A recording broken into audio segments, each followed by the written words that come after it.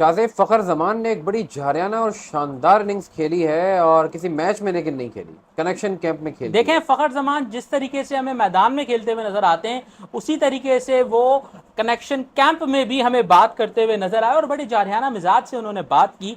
PCB पे तनकीद करने का मकसद नहीं है, लेकिन जिस तरीके से ये इवेंट रिपोर्ट हुआ है हम उसी तरीके से बिल्कुल बात करेंगे।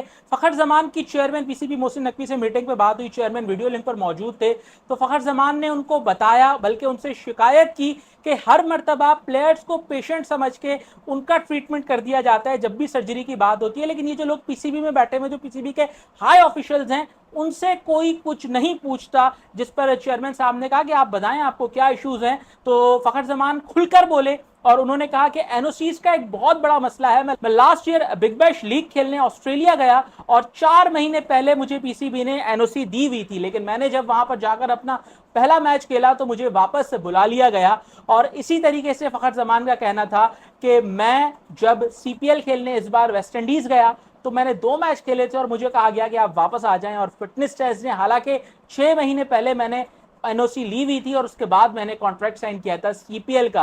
फिर उसके बाद उन्होंने कहा कि मुझे समझ में नहीं आता कि ऐसा क्यों हम लोगों के साथ किया जाता है, क्लैरिटी क्यों नहीं दी जाती।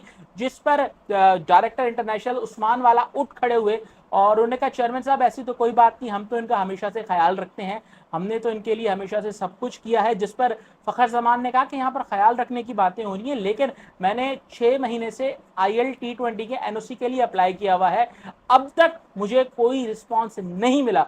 जिस पर उस्मान वाला साहब खामोश रहे और उन्होंने कुछ भी नहीं कहा। फिर मजीद फ़खर जमान ने चेयरमैन से कहा कि आप तो आए हैं, आप चले जाएंगे, मेरी 1 डेढ़ साल की क्रिकेट बाकी रहती है, लेकिन मैं फ्यूचर में आने वाले प्लेयर्स की बात कर रहा हूँ, मैं यंगस्टर्स की बात कर रहा हूँ कि उनको इन चीज़ों का सामना ना करना पड़े। सोहेल, देखिए, एनओसी पॉलिसी कभी भी क्लियर नहीं रही है और जिसकी वजह यह है कि एनओसी पॉलिसी में अक्सर और बेशतर क्रिकेटर से ज़्यादा वो लोग किरदार अदा करते हैं जिनका ज़्यादा क्रिकेट खेलने से कोई ताल्लुक नहीं है। और अनफॉर्चुनेटली मतलब जो क्रिकेटर्स हैं, चेयरमैन आते हैं अपने साथ बहुत सारे क्रिकेटर्स को ले आते हैं, पर नए चेयरमैन अपने साथ और क्रिकेटर्स को ले आते हैं।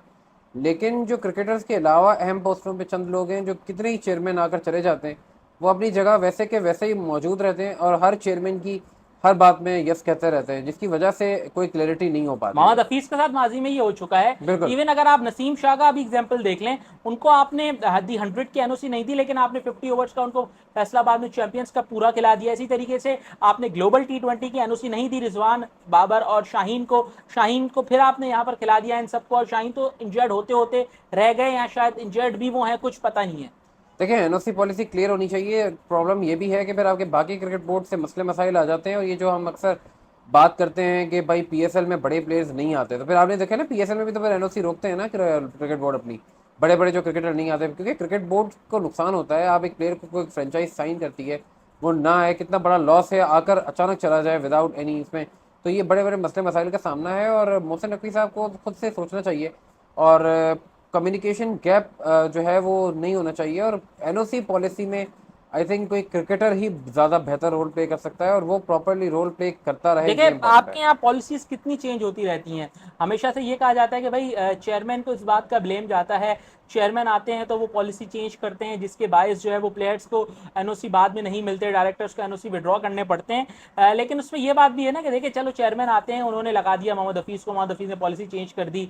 फिर ये आए, इन्होंने गैरी क्रिस्टन और गिल गिलेस्पी को लगाया, उन्होंने पॉलिसी चेंज कर दी। लेकिन चेयरमैन को बताना और समझाना किसका काम है? यही लोग जो डायरेक्टर लोग हैं, यही जो पीसीबी के बाबू लोग हैं, इनका काम है कि वो चेयरमैन को बताएं कि हम एनओसी विड्रॉ नहीं कर सकते, इसके रिपोकर्शंस हो जाएंगे, ये डिसीजन पहले से हो चुका है, हमें इसके साथ स्टैंड करना पड़ेगा। लेकिन उसके बजाय अनफॉर्चुनेटली ये देखा जाता है कि जो चेयरमैन आता है ये इनके सामने खड़े हो जाते हैं, जी sir, yes sir, okay sir, हो जाएगा सर।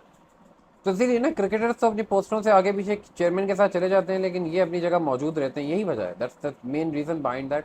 और इसी वजह से पाकिस्तान क्रिकेट का जो नुकसान बाकी क्रिकेट बोर्ड्स के सामने भी हो रहा है और बड़ी बड़ी लीग्स अब पाकिस्तानी खिलाड़ियों को साइन करने से कतराती हैं, उसकी यही वजह है। अच्छा, एक बात तो है सोहेल खान के, हमने जो एक्सपेक्ट किया था रिजवान और बाबर से, वो फखर जमान ने कर दिया। क्योंकि जारियाना अंदाज से तो वही खेलते हैं। लोगों को रिजवान और बाबर से ही शिकायत है कि पावर प्ले में स्कोर नहीं करते, लेकिन जब भी स्कोर करते हैं पावर प्ले में तो फ़खर ही करते हैं। उन्होंने यहाँ पे भी स्कोर कर दिया बाकी तरफ से भी। बिल्कुल सही बात है। और अब देखते हैं कि कहीं ऐसा ना हो कि फखर को ही साइड लाइन कर दिया जाए।